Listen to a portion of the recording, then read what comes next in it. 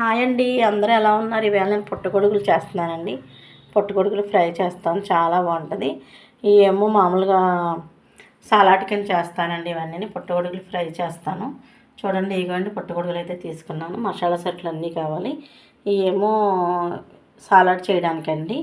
కొంచెం నెయ్యి కావాలి, కొంచెం పెరుగు కావాలి, కారం, ఉప్పు, కొంచెం కార్న్ఫ్లోర్ కావాలండి, నువ్వులు కొన్ని కావాలి, ఆయిల్ తగినంత కావాలి.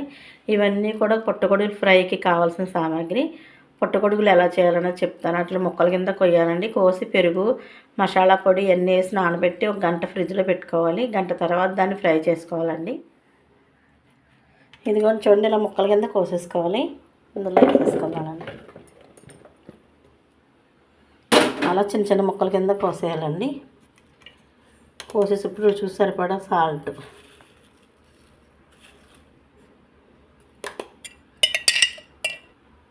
ఒక స్పూన్ నెయ్యి అండి,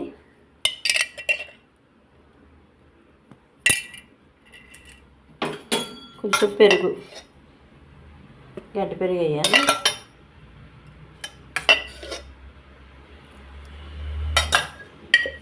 ఈ కారం సరిపడా కారం వేసుకోవాలండి.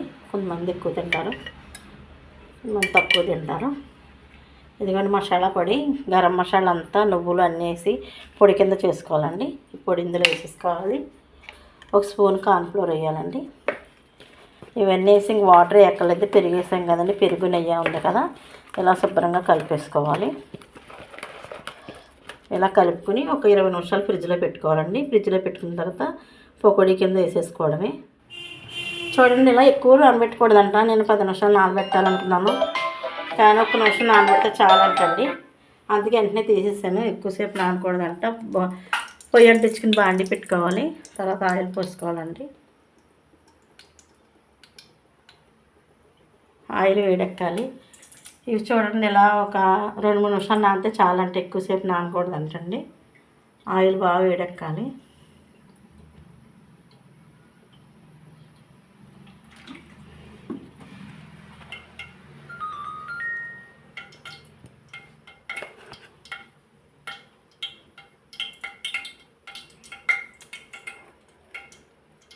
చూడండి, ఆయిల్ వేడెక్కింది. ఇలా వేసేసుకోవాలండి.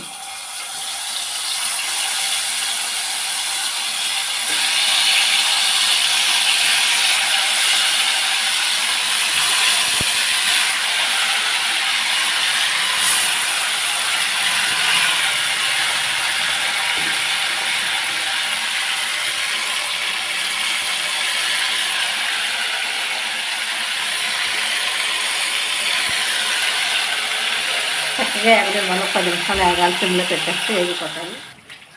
ఇదిగోండి చూడండి, ఇలా వేగిపోయినాయి. ఈ కలర్ వచ్చే వరకు వేగాలండి, బ్రౌన్ కలర్ వచ్చే వరకు. వీటిని తీసేసుకుంటున్నాను నేను.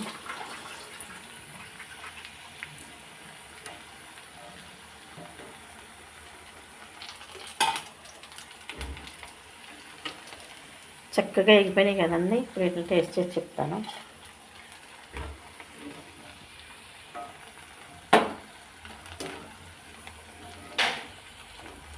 గ్యాస్ కట్టేసుకోవాలండి.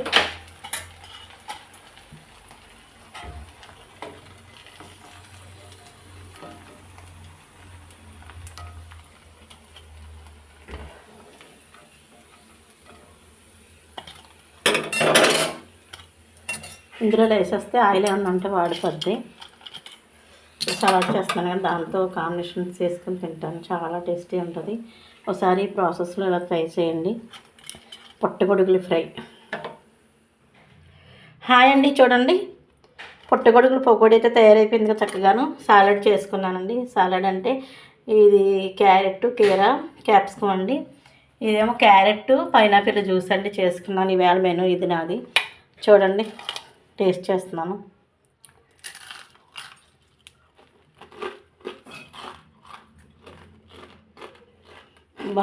చాలా బాగుందండి.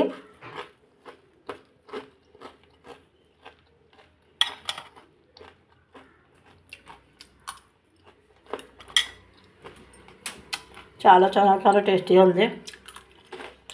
మీరు కూడా ట్రై చేసుకుని చక్కగా తింటా ఎంజాయ్ చేస్తా చూస్తామండి.